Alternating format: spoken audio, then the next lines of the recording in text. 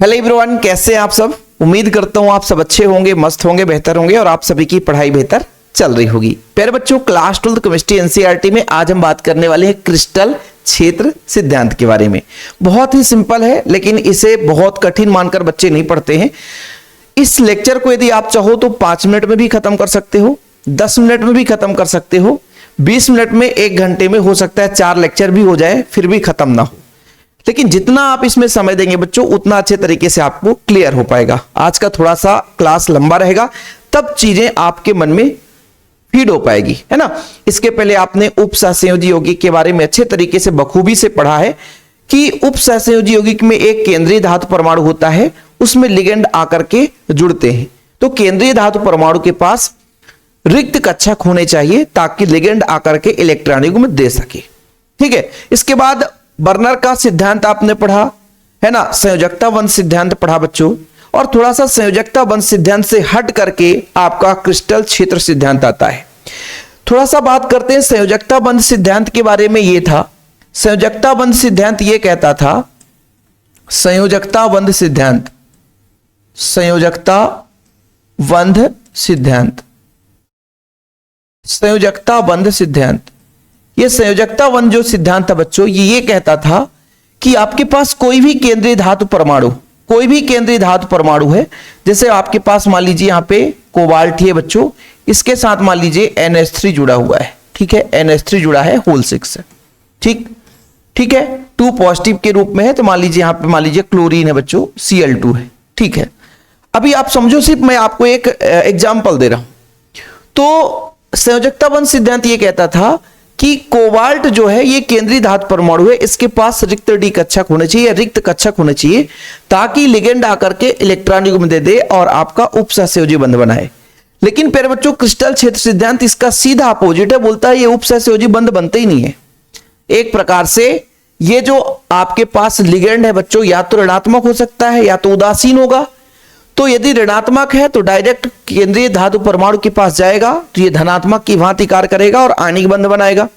यदि ये उदासीन है तो इसका ऋणात्मक वाला जो परमाणु है वो इससे आकर्षित होकर के जुड़ेगा, और जिस प्रकार से आयनिक यौगिकों में बंध पाया जाता है, उसी प्रकार से उपसहसंयोजी यौगिक में बच्चों ये बंध पाया जाता है, आयनिक बंध। यानी प्रबलता के साथ केंद्रीय धातु परमाणु के साथ वो आकर्षित होते हैं। सीधा सीधा फंडा। ठीक है, चलिए देखिए बच्चों, थोड़ा सा कथन समझिएगा। और एक चीज और है, जिन बच्चों को संयोजकता बंध सिद्धांत की कमियां या सीमाएं नहीं पता है, वो इसका स्क्रीनशॉट ले लें। ठीक है, कुछ कमी रह गई थी, इसी कमी को दूर करने के लिए क्रिस्टल क्षेत्र सिद्धांत आया।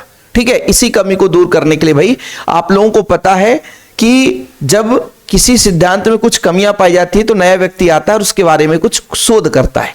ठीक है, चलिए, तो सबसे पहले बच्चों आप लोगों को पढ़ना है कि इस सिद्धांत को दिया किसने है। तो इस सिद्धांत को देने वाला कौन बच्चों? संयोजकता बंध सिद्धांत की कमियों को दूर करने के लिए सन 1952 में ऑर्गल ने इस सिद्धांत का उपयोग संकुल में धातु लिगेंड बंध की प्रकृति को स्पष्ट करने के लिए कहा। अभी जस्ट मैंने आपको इसके पहले बताया कि संयोजकता बंध सिद्धांत यह कहता है कि केंद्रीय धातु परमाणु के पास जितना चाहिए, मतलब जितना लिगेंड आ रहा है उतने रिक्त कक्षक होने चाहिए, है ना।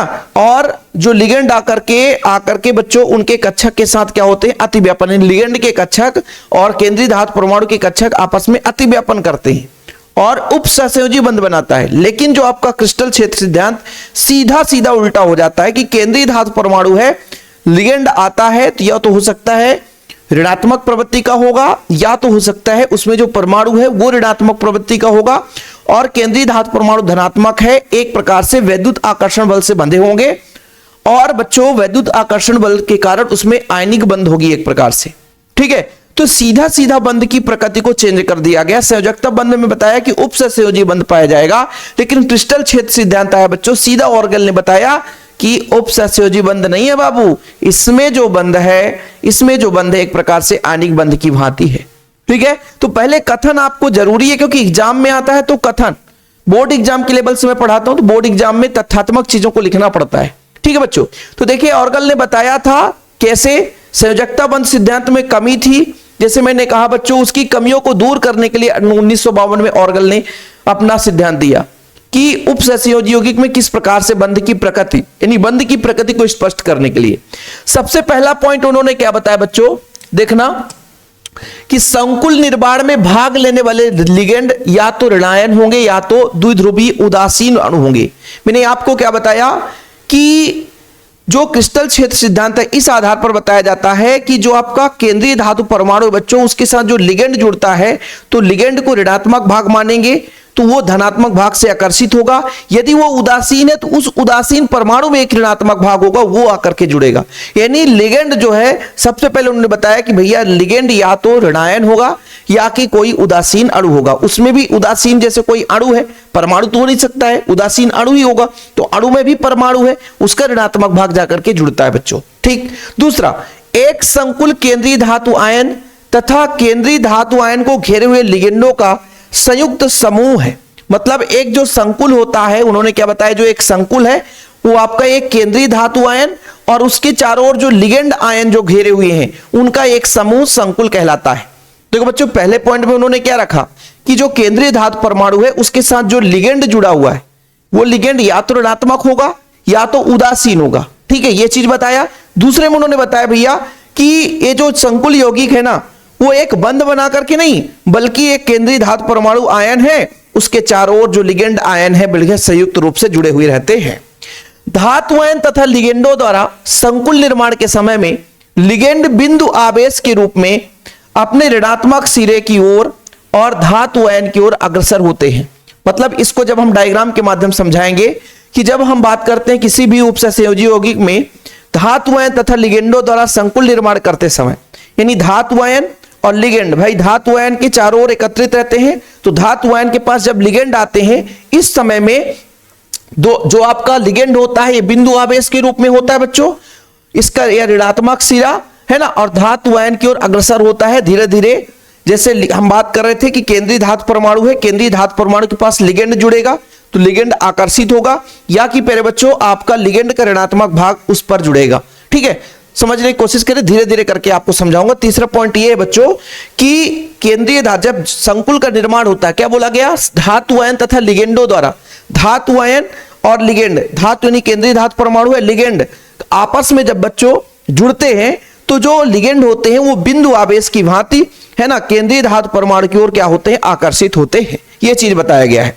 बिंदु आवेश रूपी लिगेंडों तथा केंद्रीय धातु आयन के मध्य आकर्षण पूर्णतः वैद्युत स्थितिज होता है, कक्षकों के मध्य अतिव्यापन नहीं होता, अतः निर्मित बंध शुद्ध आयनिक होता है। यह चीज बहुत बड़ा फैक्ट की बात है बच्चों, सीधा सीधा बोला गया है। क्या बोला गया है कि बोला यह गया है फिर बच्चों कि आपका जो उपसहसंयोजी बंध था वो आपके संयोजकता वंश सिद्धांत के आधार पर बताया गया था, लेकिन यहां पर सीधा सीधा उसका विरोध किया गया कि जो आपका बच्चों केंद्रीय धातु परमाणु है और उसके पास जो आपका लिगेंड जाएगा वो बिंदु आवेश के रूप में जाएगा। किस रूप में, बिंदु आवेश के रूप में जाएगा और वो आकर्षित होगा और उनके बीच जो बंध है वो आयनिक बंध होगा, वैद्युत स्थितिज ऊर्जा या वैद्युत स्थितिज है ना कार्य करता है बच्चों। ठीक है, चलिए अगला जो पॉइंट है कि लिगेंडों के केंद्रीय धातु आयन की ओर अग्रसर होने पर धातु आयन के कक्षकों की ऊर्जा में वृद्धि हो जाती है।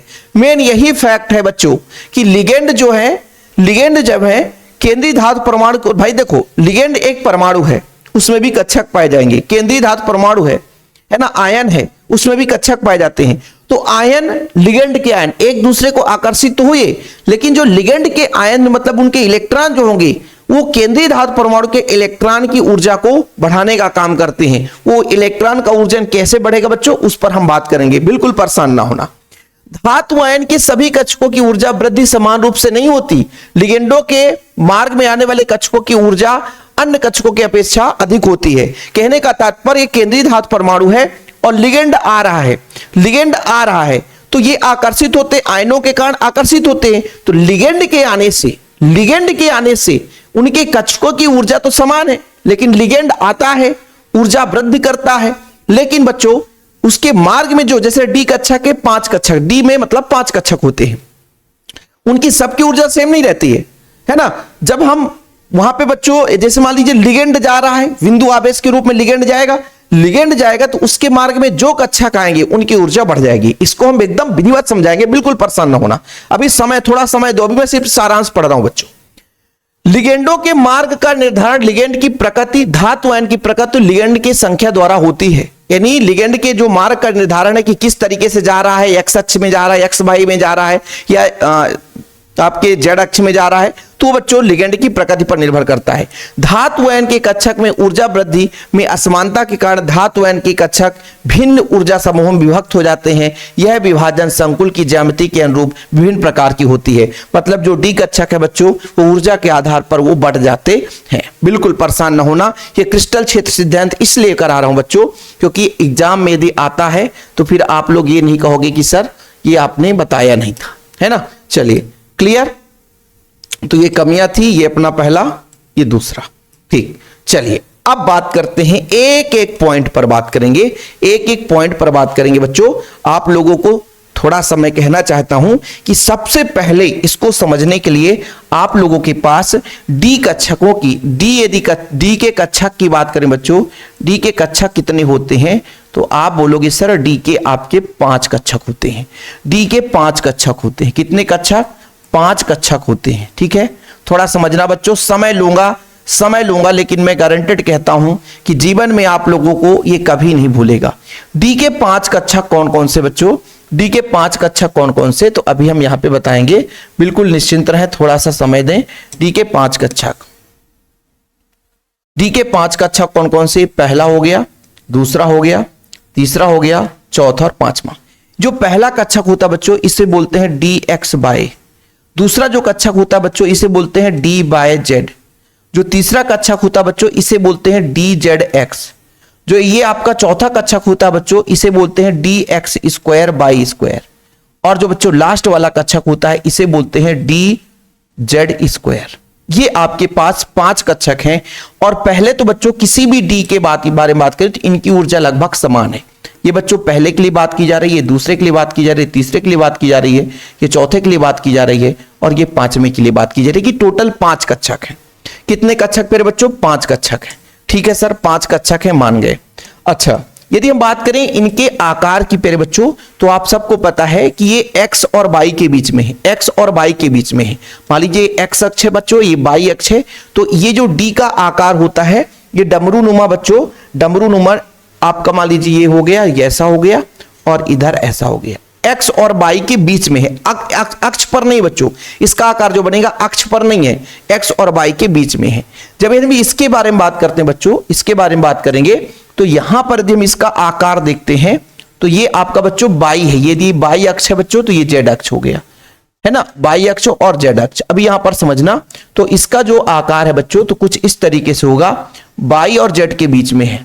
बोलोगे सर सेम है, लेकिन अक्ष चेंज है बच्चों, अक्ष चेंज है। अच्छा, अब यहां पर आप सर इसको बता दो, इसके बारे में बात करते हैं, तो ये आपका बच्चों हो गया वाई और ये जेड हो गया, तो ये आपके पास वाई और जेड के बीच में है बच्चों। ठीक है, किसके बीच में? वाई और जेड के बीच में है। ठीक है, अभी आप समझने की कोशिश करना। अब यदि हम बात करते हैं कि यहां पे डी एक्स स्क्वायर और डी वाई स्क्वायर, ये कैसा होगा, तो इसके बारे में देख लेते हैं। इसके बारे में देखेंगे बच्चों, देखना, ये आपका बच्चों यदि एक्स अक्ष है, ये आपका एक्स अक्ष है, ये वाई अक्ष है, तो यहां पे जो इसका आकार बनेगा कुछ इस तरीके से, ये एक्स अक्ष में भी है और वाई अक्ष में भी है।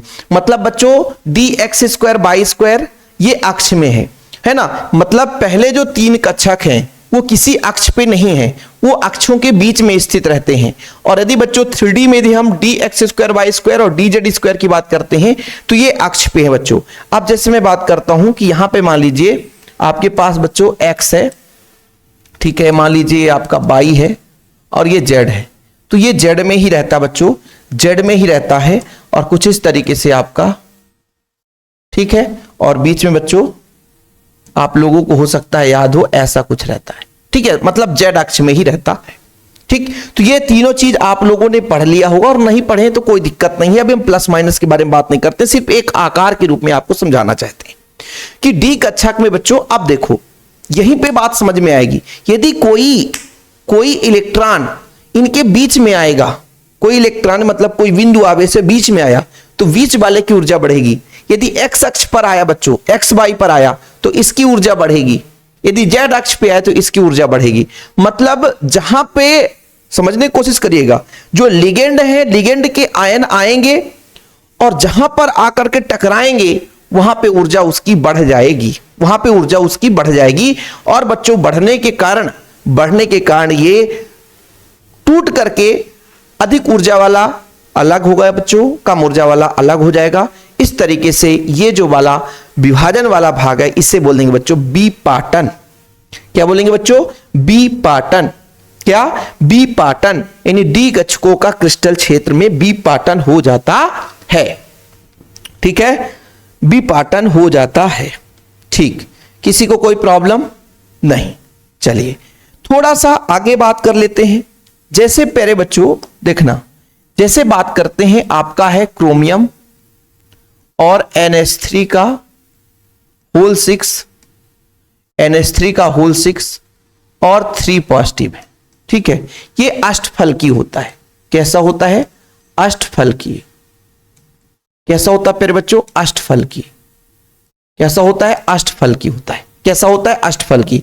देखिएगा विपाटन आपको समझा रहा हूं कैसे विपाटित होता है, यानी डी कक्षकों के लिए। हाँ, क्रिस्टल क्षेत्र सिद्धांत केवल डी कक्षक के लिए विपाटन के बारे में बताता है बच्चों, दूसरे के लिए बताता भी नहीं, दूसरे के लिए बताता भी नहीं।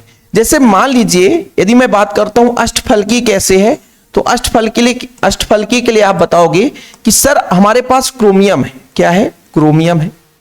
क्रोमियम के साथ प्यारे बच्चों लिगेंड जुड़े हुए हैं। कितने लिगेंड जुड़े हुए हैं? 6। तो यहां पे आपका एक NH3 जुड़ा हुआ है। एक NH3 आपको पता है कि इधर जुड़ा रहता है प्यारे बच्चों। एक NH3 मान लीजिए यहां पे जुड़ा हुआ है, एक NH3 आपका यहां पे जुड़ा हुआ है। ठीक है, और आपका एक NH3 यहां पे जुड़ा हुआ है, एक NH3 आपको यहां पर जुड़ा हुआ है। अभी सिर्फ समझने की बात है। ठीक, ये आपके पास बच्चों जुड़े हुए हैं। अब यदि हम बात करते हैं कि इनके अक्ष के बारे में, तो आपका ये जो अक्ष है बच्चों, इसको मानते हैं हम, मान लीजिए हम जेड अक्ष मानते हैं। कौन सा अक्ष? जेड अक्ष। ठीक है, इसको एक अक्ष मान के चलते हैं बच्चों, मान के चलते हैं बाई अक्ष। कैसा अक्ष है बच्चों? बाई अक्ष। और यदि हम बात करते हैं ये जो अक्ष है, एक अक्ष यहां भी होगा, ये आपका जेड अक्ष होगा। ठीक है, क्या? जेड अक्ष होगा। ठीक, कुछ इस तरीके से डायग्राम बनता है। थोड़ा सा डायग्राम इसका उल्टा हो गया है, ये ऐसा होना चाहिए तो और अच्छा रहता है, लेकिन परेशान होने की जरूरत नहीं, अभी सिर्फ मैं समझा रहा हूं। मतलब ये आपका मतलब एक अक्ष है, ये भी आपका अक्ष है और ये भी अक्ष है। जब अष्टफलकीय कोई भी यौगिक है जिसकी संरचना अष्टफलकी बनती है, तो उसमें जो लिगेंड आते हैं, वो लिगेंड आते हैं बच्चों एक्स अक्ष पर आ रहे हैं, वाई अक्ष पर आ रहे हैं और जेड अक्ष पर आ रहे हैं। और क्रिस्टल क्षेत्र सिद्धांत ये कहता है कि यदि कोई लिगेंड है बिंदु आयन के रूप में केंद्रीय धातु परमाणु के कक्षक के पास जाता है, तो उसके अक्ष पर, उसके मार्ग पर जो भी कक्षक आएंगे उसकी ऊर्जा को बढ़ा देता है। मतलब ये जो आपका बच्चों NH3 है वो वाई अक्ष पे आया, ये आपका एक्स अक्ष पे आया, ये आपके जेड अक्ष पे आया, और जेड अक्ष पे आया तो इसका मतलब प्यारे बच्चों वो जेड अक्ष की ऊर्जा को बढ़ाएगा। और यदि एक्स और वाई के लाइन पर आया, मतलब वो एक्स अक्ष और वाई अक्ष की ऊर्जा को बढ़ाएगा। क्या करेगा बच्चों? बढ़ाएगा। समझने की कोशिश करिएगा कि यदि लिगेंड जो है वो बिंदु आयन के रूप में आते हैं, कहां आते हैं? केंद्रीय धातु परमाणु के पास, तो उसके पास आने से उसकी कक्षक जो सामने आएगी उसकी ऊर्जा को वो बढ़ा देगा, उसकी ऊर्जा को बढ़ा देगा। फिर से समझने की कोशिश करना बच्चों, ये छोटा मोटा चीज नहीं है, मेटल है, ये मेटल है बच्चों, केंद्रीय धातु परमाणु है। ठीक है, इसका एक बच्चों अक्ष इस तरीके से हो गया, ये जेड अक्ष हो गया। कौन सा अक्ष हो गया बच्चों? जेड अक्ष हो गया। मैं कहता हूं कि एक अक्ष ऐसा है, इसका एक अक्ष ऐसा है, इसको कौन सा अक्ष दे दिया? बाई अक्ष हो गया बच्चों। कौन सा अक्ष हो गया? बाई अक्ष हो गया। इसका एक अक्ष ऐसा है जिसको मैंने बोल दिया बच्चों एक्स अक्ष हो गया। कौन सा अक्ष हो गया? एक्स अक्ष हो गया। अब इस मेटल में बच्चों ऋणात्मक आयन आ रहे हैं, जैसे एक यहां पे जुड़ गया। ठीक है, एक यहां पे जुड़ गया बच्चों, एक मान लीजिए यहां पे जुड़ गया, एक यहां पे जुड़ गया। ठीक है, एक यहां पे जुड़ गया, एक यहां पे जुड़ गया। ठीक, समझना तो है, थोड़ा समझने की कोशिश करिएगा बच्चों। कुछ भी नहीं है, एक यहां पे जुड़ गया, अक्ष पे ही जुड़ रहा है ना, अक्ष पे ही जुड़ रहा है, और एक आगे जुड़ गया यहां पे। इस तरीके से ये जो लिगेंड है बच्चों, उसके अक्ष में ही तो आ रहे हैं, उसके अक्ष में ही तो आ रहे हैं भाई, उसके अक्ष में ही तो आ रहे हैं। और जब अक्ष में आएंगे बच्चों तो उसके अक्ष की ऊर्जा में परिवर्तन हो जाएगी। तो कुछ इस तरीके से ये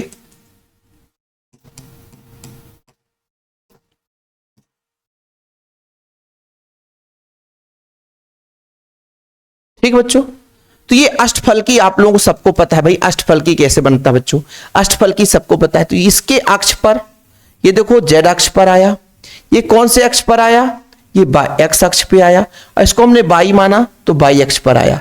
यानी अष्टफलकीय वाले, जो भी अष्टफलकीय वाले उपसहसंयोजी यौगिक होंगे उनमें जो बिंदु आयन है बच्चों, है ना, सीधा सीधा केंद्रीय धातु परमाणु के कक्षक में जो अक्षीय मतलब डी कक्षक में जो बच्चों एक्स अक्ष में जो कक्षक है, बाई अक्ष में है जो जेड अक्ष में है, उनकी ऊर्जा को बढ़ा देगा।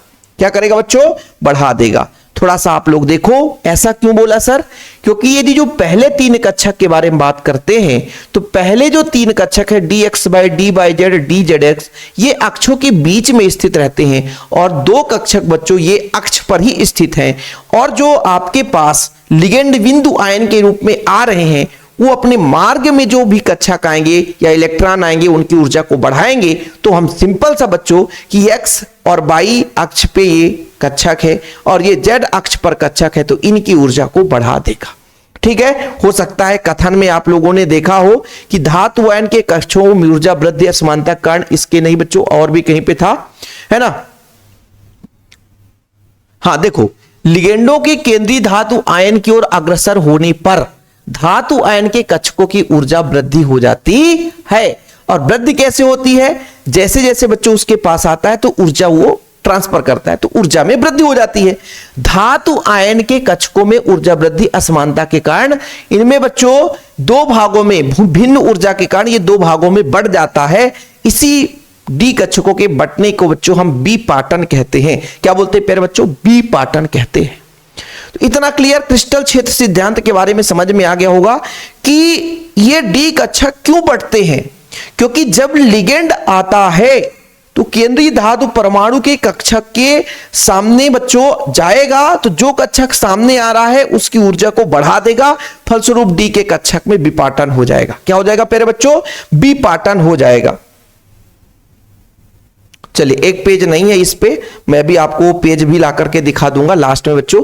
फिलहाल अभी यहां पे अपन तो इसका थोड़ा सा बी पैटर्न समझ लेते हैं। तो ये आप लोगों को समझाने के लिए डायग्राम बनाया था। प्यारे बच्चों, मैंने कहा एक्स अक्ष और वाई अक्ष, जैसे मैं बात करता हूं यहाँ पे बच्चों डी कक्षक के बारे में आप लोगों को है ना थोड़ा समझना है। देखना यहाँ पे बच्चों ये आपके पास डी कक्षक है, मान के चलता हूं डी कक्षक है। थोड़ा इसको एक काम करते हैं,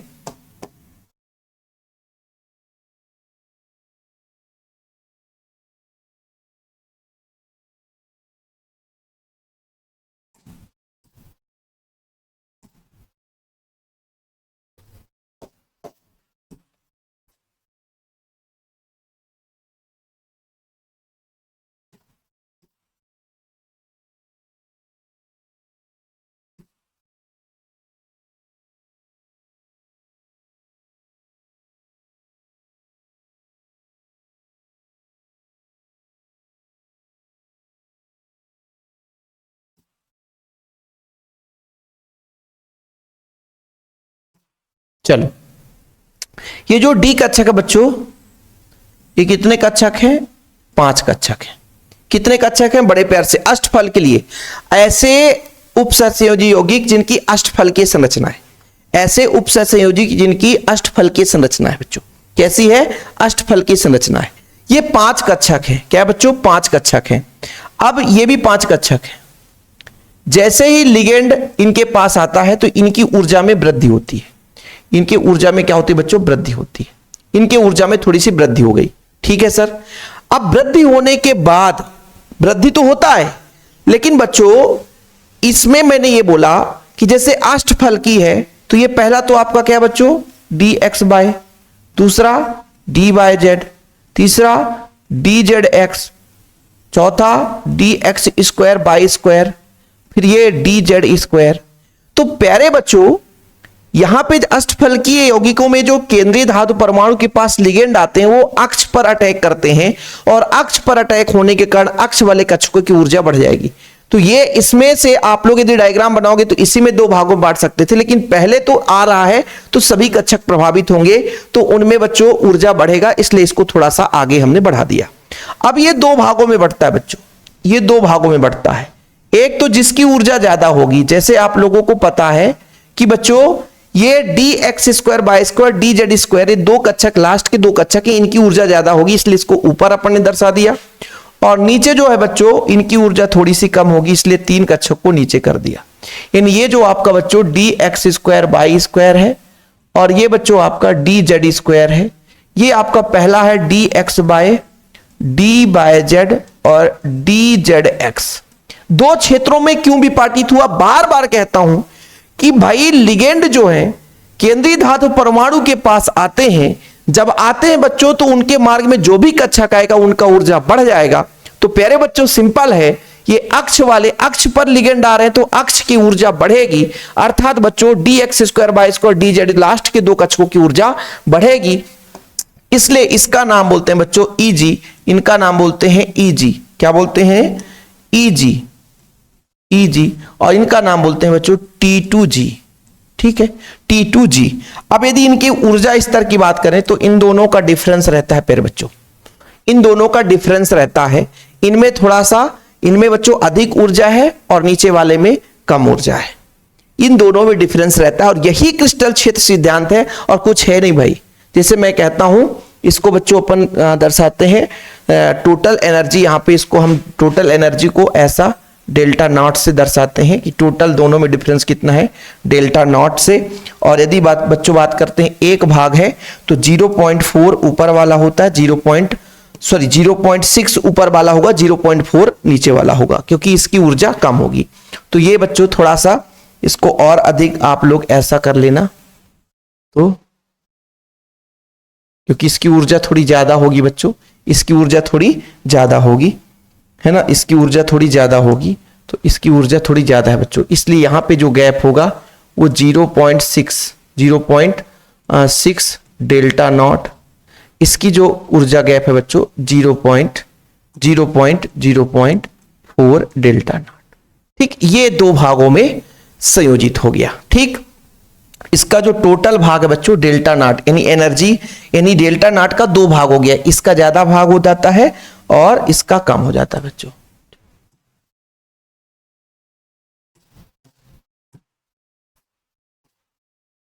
इसका जो टोटल भाग है फिर बच्चों यहां से यहां तक का डेल्टा नॉट यदि हमने रिप्रेजेंट किया है तो इसका 0.6 भाग ऊपर है, 0.4 भाग बच्चों डेल्टा, दोनों को जोड़ देंगे तो डेल्टा के बराबर हो जाएगा।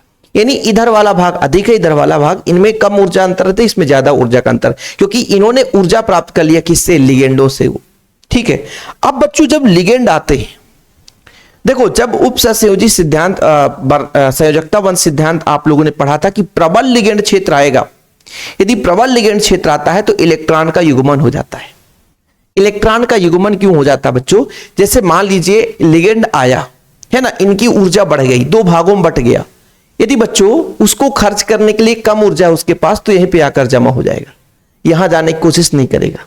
ठीक है भाई, मैं कहता हूं कि कोई लिगेंड आ रहा है, लिगेंड इलेक्ट्रॉन युग्म दे रहा है, तो लिगेंड इलेक्ट्रॉन युग्म देने के कारण उनकी ऊर्जा बढ़ेगी, तो इलेक्ट्रॉन के पास कम ऊर्जा की जरूरत है बच्चों, तो इलेक्ट्रॉन क्यों यहां जाएगा? इलेक्ट्रॉन यहीं आकर के व्यवस्थित हो जाता है। ठीक है, इलेक्ट्रॉन यहां ना भर करके यहीं पे आ जाता है, इसलिए व्यवस्थित हो जाता है बच्चों, क्योंकि इसकी ऊर्जा बढ़ गई और इलेक्ट्रॉन को उतनी ऊर्जा की जरूरत ही नहीं है, उतनी ऊर्जा क्यों खर्चा करेगा भाई, तो यहीं पे आकर के जमा हो जाता है। तो ये प्यारे बच्चों आपका क्रिस्टल क्षेत्र सिद्धांत का मेन पॉइंट है, की पॉइंट है। ठीक है, कि किस प्रकार से बच्चों डी कक्षकों का विपाटन होता है और डी कक्षकों के विपाटन के बाद इनका बच्चों ऊर्जा स्तर कैसे होता है। Eg को रिप्रेजेंट करें, T2G की रिप्रेजेंट कर रहे हैं। ये बच्चों आप लोगों किसके लिए बात कर लिया मैंने? अष्टफलकी के लिए बात कर लिया, अष्टफलकी के लिए बात कर लिया। सारा पॉइंट, एक एक पॉइंट इन्हीं में सभी में छिपा हुआ है। ठीक है, क्या है कि संकुल निर्माण में भाग लेने वाले लिगेंड ऋणायन या द्विध्रुव उदासीन अणु होते हैं। उन्होंने अपने सिद्धांत बताया कि बच्चों जो भी यहां पे मैंने आपको एक डायग्राम के माध्यम से बताया कि संकुल में जो लिगेंड है यहां पर बच्चों ऋणायन होंगे।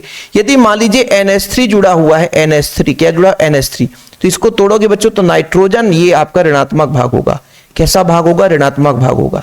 कैसा भाग होगा बच्चों, ऋणात्मक भाग होगा। मैं क्या बोल रहा हूं कि कोई भी अणु उदासीन है तो उसके भी दो भाग हैं, एक ऋणात्मक भाग और एक उदासीन भाग है बच्चों। ठीक है, समझ में आई बात कि नहीं? तो आप लोग जब संयोजकता बंध सिद्धांत पढ़ते हो तो इलेक्ट्रॉन युग्मन क्यों हो जाता है? क्योंकि इनमें ऊर्जा का डिफरेंस हो गया, ये कम ऊर्जा वाला, ये अधिक ऊर्जा वाला है। अब इलेक्ट्रॉन युग्मित, भाई इलेक्ट्रॉन को हम भर रहे हैं, इलेक्ट्रॉन चाहता है कि हम कम ऊर्जा में ही काम चलाएंगे तो यहीं पे भर जाएगा बच्चों। यदि मान लीजिए इलेक्ट्रॉन, यदि ये स्थिर होते बच्चों तो इलेक्ट्रॉन वहां भी जा सकता था, लेकिन कम ऊर्जा वाले के साथ उसके पास एनर्जी पावर कम है और बोलता है भैया हमें ज्यादा एनर्जी लेना ही नहीं है, तो आगे काहे कूदेंगे भाई, हम अधिक ऊर्जा वाले में काहे जाएंगे, क्यों खपत करेंगे, है ना। जैसे मैं कहता हूं कि ये मान लीजिए इसकी एनर्जी पावर 40 है, इसकी एनर्जी पावर 60 है और इलेक्ट्रॉन आया बोला भैया हमारे पास 40 है, तो हम यहीं पे आकर जमा हो जाएंगे, हम 60 वाले के पास नहीं जाएंगे। सीधा सा सिंपल सा कहानी है बच्चों। ठीक है, कोई दिक्कत ना हो तो आगे की बात करते हैं। ये आपका बच्चों अष्टफलकी के लिए था, अष्टफलकी के लिए। यदि कोई चतुष्फलकी यौगिक आ जाए, चतुष्फलकी कोई भी एक उदाहरण ले लो आप लोग, चतुष्फलकी का कोई एक उदाहरण ले लेते हैं बच्चों चतुष्फलकी का, तो अच्छा रहेगा। चतुष्फलकी जैसे आपका जिंक CN4, जिंक है बच्चों, जिंक है, Cn का होल 4 है, ये Zn2 नेगेटिव है। ठीक, कोई बात नहीं है, ये आपका चतुष्फलकी है। चतुष्फलकी कैसे समझोगे, चतुष्फलकी कैसे समझोगे बच्चों? चतुष्फलकी के लिए बात को समझना थोड़ा सा। चतुष्फलकी समझने के लिए अपन को क्या करना है, देखना बच्चों, थोड़ा समझने की कोशिश करना। ये आपका मान लीजिए वर्ग है और यहां पे एक और वर्ग बना लो, तो ये प्यारे बच्चों आपका घन बन जाता है।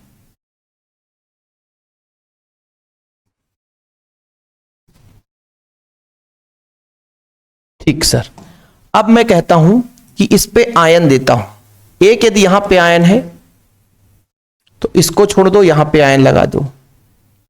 यदि यहां पे आयन है बच्चों तो इसको छोड़ दो, यहां पे आयन लगा दो।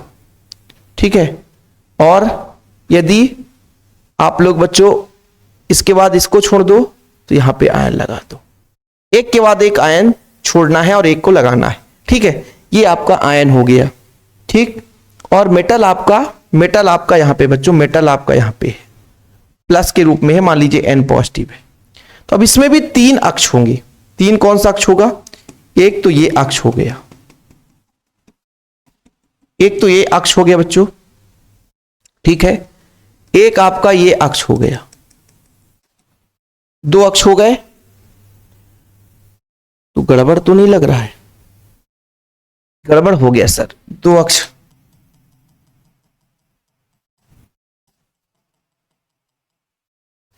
पहले तो आप एक काम करो सर, एक काम करो, इनके लिगेंडों के साथ इसको जोड़ दो। एक ये जुड़ गया, एक ये जुड़ गया, एक ये जुड़ गया, एक ये लिगेंड के साथ। चतुष्फलकी के बनाने के लिए इसको जोड़ दो, इसको जोड़ दो, इनको जोड़ दो और इनको जोड़ दो। ये हुआ भैया, ये हुआ। ठीक है, ये हो गया अपना। अब इसमें 3 अक्ष होंगे, 3 अक्ष होंगे, X, Y और Z। 3 अक्ष होंगे बच्चों, अभी अक्ष नहीं है, समझना। 3 अक्ष होंगे। कौन से 3 अक्ष होंगे? 3 अक्ष होंगे। कितने अक्ष बच्चों? 3 अक्ष। 3 अक्ष में आपका देखना, एक आपका ये अक्ष होगा बच्चों, ये Z अक्ष हो गया। क्या हो गया? Z अक्ष हो गया। ठीक, एक आपका बच्चों ये ऐसा X अक्ष होता है। ठीक, और एक ऐसा इसके बीच में होता बच्चों Y अक्ष। ठीक, अब बताओ कि कोई आयन जो है वो अक्ष में है कि नहीं, बताना जरा। ये चतुष्फलकी बनाने का तरीका है बच्चों। ये चतुष्फलकी, इस तरीके से आपका चतुष्फलकी बनता है। यानी जो आपको बच्चों ये कलर दिख रहा ना, गुलाबी कलर, ये चतुष्फलकी आकृति को रिप्रेजेंट कर रहा है। गुलाबी जो है ये चतुष्फलकी को रिप्रेजेंट कर रहा है। तो क्या ये जो लिगेंड है किसी अक्ष में है क्या? ये वाला जो लिगेंड है बच्चों, कोई कहीं पे, ये जो आपका एक लिगेंड ये हो गया, एक लिगेंड ये हो गया, एक लिगेंड ये हो गया, एक लिगेंड ये, 4 लिगेंड के जो अणु हैं इस केंद्रीय धातु परमाणु के साथ जुड़ते हैं और उनके पास जाने की कोशिश करते हैं। तो क्या किसी अक्ष में है क्या किसी अक्ष में है क्या? बिल्कुल नहीं है सर, किसी अक्ष में नहीं है। जब किसी अक्ष में नहीं है तो कहां पे है? अक्षों के बीच में है। कहां पे है? अक्षों के बीच में है। जब अक्षों के बीच में है, जब अक्षों के बीच में है तो आप सबको पता है कि ये किन ऊर्जाओं को बढ़ाएंगे? डी कक्षक के किन, मतलब डी के किन कक्षकों की ऊर्जा को बढ़ाएंगे? बताओ जरा। तो आप बता सकते हो कि सर डी के, यहां पे आप सबको पता है कि डी के कितने कक्षक होते हैं? डी के 5 कक्षक होते हैं। डी के कितने कक्षक होते हैं? 5 कक्षक होते हैं। 5 कक्षक कौन कौन से? यहां पर देखना बच्चों, डी के 5 कक्षक होते हैं। कितने कक्षक? 5 कक्षक। एक आपका होता है D X Y, D Y Z, D Z X, D X square by square, D Z square. तो अब ये जो आपके चतुष्फलकी की बात करते हैं, जो चतुष्फलकीय यौगिक में जो भी यौगिक चतुष्फलकी होगा उसमें जो केंद्रीय धातु परमाणु है बच्चों, उसमें जो लिगेंड आएंगे वो लिगेंड किसी अक्ष पे अटैक नहीं करेंगे बल्कि अक्षों के बीच पे आते हैं। तो जो अक्षों के बीच में डी कक्षक होगा उनकी ऊर्जा बढ़ जाएगी। अष्टफलकी में क्या देखा था आप लोगों ने कि ऊर्जा किसकी बढ़ी थी? ऐसे डी कक्षकों की ऊर्जा बढ़ी थी जो अक्ष में, जिसका आकार अक्ष में बच्चों, जो अक्ष में स्थित है। लेकिन चतुष्फलकी में डी के ऐसे कक्षकों की ऊर्जा बढ़ेगी जो अक्ष में नहीं है बल्कि अक्षों के बीच में है। तो अभी आप लोगों ने देखा कि D X Y, D Y Z, D Z X, ये आप लोगों ने बारीकी से यहां पे समझा था बच्चों कि ये 3 जो कक्षक हैं, ये पहला कक्षक, दूसरा कक्षक, तीसरा कक्षक, ये जो कक्षक हैं वो अक्षों के बीच में ही स्थिर रहते हैं। कहां रहते हैं बच्चों? अक्षों के बीच में स्थिर रहते हैं। तो इसकी ऊर्जा बढ़ेगी। अब ये 2 भागों में बटेगा बच्चों। कितने भागों में बटेगा? 2 भागों में बटेगा। कितने भागों में बटेगा? 2 भागों में बटेगा। अब 2 भागों में तो जिसकी ऊर्जा पेरे बच्चों अधिक होगी उसको ऊपर रखेंगे, जिसकी ऊर्जा कम होगी उसको नीचे रखेंगे। जिसकी ऊर्जा अधिक होगी उसको हम ऊपर रखेंगे, जिसकी ऊर्जा कम होगी उसको नीचे रखेंगे। तो यहां पे प्यारे बच्चों हम यहां पे इसको 2 ऊर्जा किस बार 3 की बढ़ेगी सर? 3 की बढ़ेगी और 2 की बच्चों कम रहेगी। ठीक है। यदि टोटल की बात करते हैं तो इसको हम डेल्टा टी से रिप्रेजेंट कर लेते हैं। डेल्टा नॉट से न लगा डेल्टा टी। तो यहां पे बच्चों इसका जो एक वैल्यू है तो यहां पर 0.4 हो जाएगा डेल्टा टी। ठीक। यदि यहां पे बात करते 0.6 डेल्टा टी। इसकी ऊर्जा बच्चों यहां से यहां तक की बात की जा रही थी, यहां से यहां तक की बात की जा रही थी, इसकी यहां से यहां तक की बात की जा रही थी, इतना है। और इसमें एनर्जी यहां पे। ठीक। ये आपका क्या है बच्चों? D X by D by Z, D Z X. ये आपका D X square by square और ये डी जेड स्क्वायर पे बच्चों। ठीक। तो ये आप लोगों को पता चला कि ये इस बार dx by D by Z, D Z X की ऊर्जा क्यों बढ़ गई? क्योंकि ये जो चतुष्फलकी होता है इसमें जब लिगेंड अटैक करते हैं बच्चों तो अक्ष पे नहीं, अक्षों के बीच में आकर के प्रवेश करते हैं। और क्रिस्टल क्षेत्र सिद्धांत यही तो कहता है कि जहां पर भी लिगेंड आयन जाएंगे अपने सामने अपने मार्ग के कक्षकों की ऊर्जा को बढ़ा देंगे। और ऊर्जा पहले समान होता है लेकिन लिगेंडों के कारण इनकी ऊर्जा में डिफरेंस आ जाती है तो ये 2 भागों में बढ़ जाता है बच्चों। यही आपका क्रिस्टल क्षेत्र सिद्धांत कहता है। कई प्रकार से चीजें आप लोगों ने यहां पे समझ लिया बच्चों। अब यहां पर देखो कि इलेक्ट्रॉन का युग्मन कहां होगा, किस आधार पर होगा बच्चों? वो यहां पे प्रबल लिगेंड क्षेत्र के आधार पर डिसाइड होता है। ठीक है। यदि मान लीजिए जिसकी ऊर्जा अधिक है तो वहां से इलेक्ट्रॉन निकल करके पी कक्षक में भी जा सकता है। तो ये चीज, दोनों चीज आप लोगों ने समझ लिया होगा। उम्मीद करता हूं चीजें क्लियर हो गई होगी। एक बार फिर से आप लोग यहां पे समझ लो बच्चों। ये कारण मैंने बता दिया कि क्या क्या चीज यहां पे है। पहला पॉइंट क्या था? संयोजकता बंध सिद्धांत की कमियों को दूर करने के लिए ऑर्गल द्वारा ये दिया गया था। क्या क्या दिया गया बच्चों? कि संकुल निर्माण में भाग लेने वाले, उन्होंने सीधा सीधा संयोजकता बंध सिद्धांत का सीधा खंडन कर दिया। खंडन क्या कर दिया कि संयोजकता बंध सिद्धांत में बोला भैया उपसहसंयोजी बंध बनता, लेकिन उन्होंने कहा नहीं नहीं, केंद्रीय धातु परमाणु है, उसके पास लिगेंड आकर के आयन के रूप में आकर्षित होता है। और जब आकर्षित होता है तो सीधा सीधा आयनिक बंध बनाएगा। पहला पॉइंट है बच्चों की संकुल निर्माण में भाग लेने वाले लिगेंड ऋणात्मक या द्विध्रुव उदासीन अणु होंगे। या तो ऋणात्मक होगा लिगेंड आकर के, या तो उदासीन होगा। उदासीन में भी दो पार्ट होंगे, उदासीन अणु है, अणु में भी दो भाग होते हैं बच्चों। कोई अणु दो चीजों से मिलकर, एक धनात्मक ऋणात्मक भाग से, तो उसमें भी ऋणात्मक भाग होगा। दूसरा, यदि एक संकुल केंद्रीय धातु आयन तथा केंद्रीय धातु आयन को घेरे हुए लिगेंड का संयुक्त रूप है, यानी जो संकुल का बनना होता है वो एक केंद्रीय धातु परमाणु और एक जो आपके लिगेंड होते हैं उनके चारों ओर से क्या है, संयुक्त रूप से जब वो जुड़ते हैं तो एक संकुल यौगिक बनाता है। धातु आयन तथा लिगेंडों द्वारा संकुल निर्माण के समय में लिगेंड बिंदु आवेश के रूप में अपने ऋणात्मक सिरे की ओर से धातु आयन की ओर अग्रसर होते हैं। जैसे ये आप लोगों ने डायग्राम में देखा बच्चों कि यहाँ पे ये आपके लिगेंड है, ये लिगेंड धातु परमाणु की ओर आते हैं, ना कि जाकर के जुड़ करके उपसहसंयोजी बंध बनाते हैं, ऐसा नहीं है। ये केंद्रीय धातु परमाणु के पास जो लिगेंड है बच्चों ऋणात्मक है उसकी ओर अटैक करते हैं, उसके पास आने की कोशिश करते हैं। ये चीज है बच्चों यहाँ पर कि धातु आयन तथा लिगेंडों द्वारा संकुल निर्माण के समय में जब संकुल बनता है तो लिगेंड जो है बच्चों बिंदु आवेश के रूप में केंद्रीय धातु परमाणु की ओर आते हैं। बिंदु आवेश रूपी लिगेंड तथा केंद्रीय धातु आयन के बीच आकर्षण पूर्णतः वैद्युत स्थिरीय होता है। जिस प्रकार से वैद्युत आकर्षण बल होता है प्लस माइनस के बीच, इसी प्रकार से केंद्रीय धातु और लिगेंड के बीच बच्चों होता है। इस प्रकार से इसमें जो बंध बनता है बिल्कुल आयनिक बंध बनता है। अगला पॉइंट था कि धातु आयन की सभी कक्षकों की ऊर्जा वृद्धि समान रूप से नहीं होती है। जो मार्ग में आता है उसकी ऊर्जा बढ़ जाती है। लिगेंडों के मार्ग में जो भी आएगी, यदि कक्षक लिगेंड कक्षक पे प्रवेश कर रहे हैं, सीधे कक्षा नहीं अक्ष पे बात करो, लिगेंड यदि अक्ष पर है, एक्स अक्ष, वाई या जेड अक्ष, तो ऐसे कक्षकों की ऊर्जा बढ़ेगी जो कक्षक अक्ष पे होंगे, है ना। जैसे आप लोगों ने यहां पे देखा प्यारे बच्चों कि यहां पर देखो ये आपके जो तीन कक्षक हैं ये अक्ष पर नहीं होते, अक्ष के बीच में होते हैं। तो जब हम अष्टफलकी की बात करते हैं तो अष्टफलकी में जो लिगेंड होते हैं वो अक्षों पर जुड़ते हैं, इसलिए